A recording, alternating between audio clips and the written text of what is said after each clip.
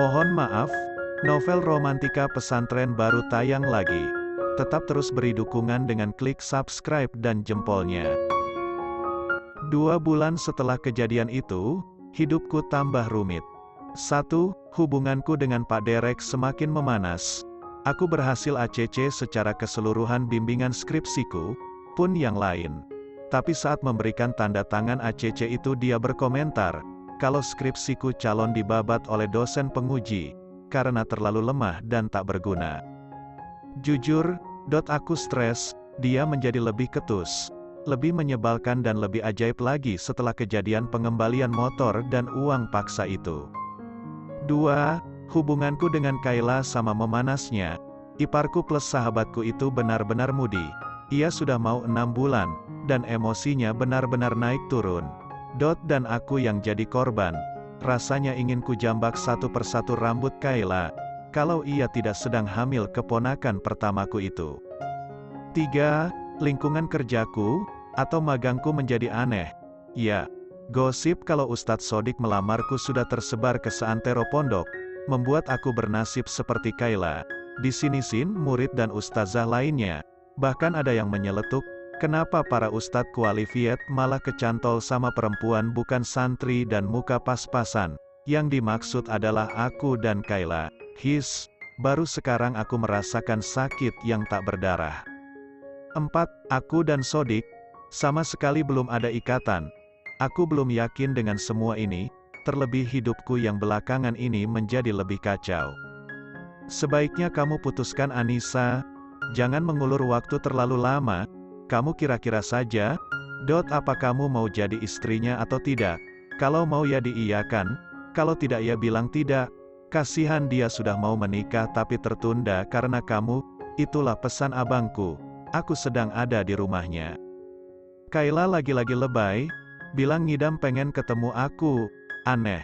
Tapi ternyata aku tahu, ujung-ujungnya dia menyuruh aku membelikannya rujak buah pedas di depan gerbang pondok.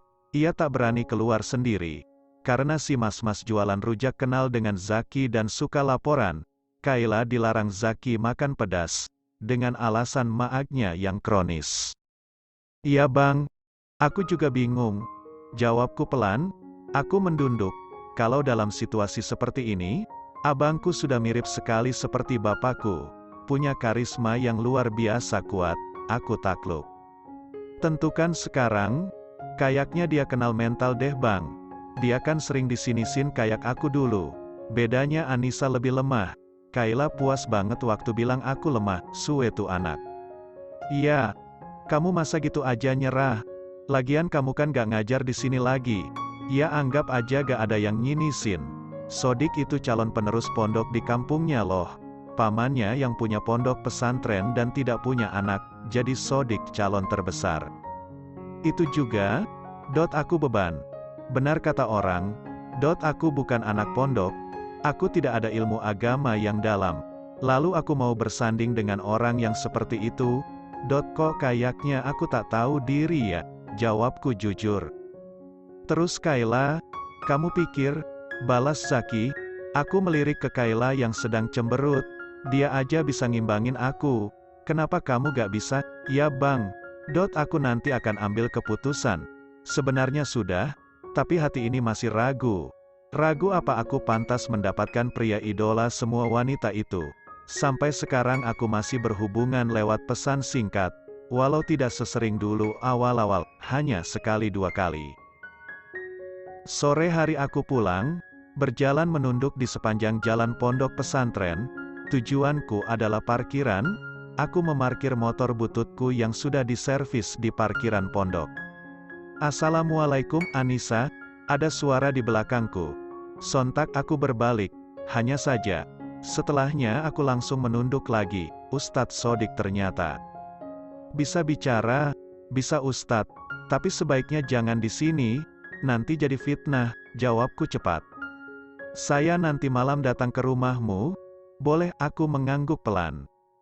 Kamu mau pulang? Sekarang? Lagi aku mengangguk tanpa suara.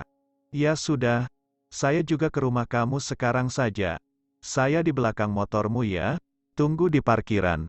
Ucapnya dengan nada tak sabar, lalu pergi. Dek, perasaan malu bercampur cemas akan dilabrak para fans Ustadz Sodik. Aku dengan cepat berjalan ke parkiran. Sudah siap dengan jaketku dan helmku.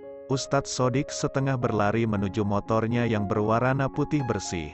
Satu lagi kelebihannya, ia bersihan. Mana ada cowok yang naik motor putih bisa sebersih itu. Ayo, berangkat, pintanya. Walhasil aku menjalankan motorku duluan. Dan ia di belakangku. Kami seperti iring-iringan. Beberapa kali ia berteriak kepadaku, untuk berhati-hati dan pelan-pelan saja. Ya, akhirnya sampai rumah tambah lama. Bapak dan ibuku kaget karena tahu aku pulang dengan sang ustadz.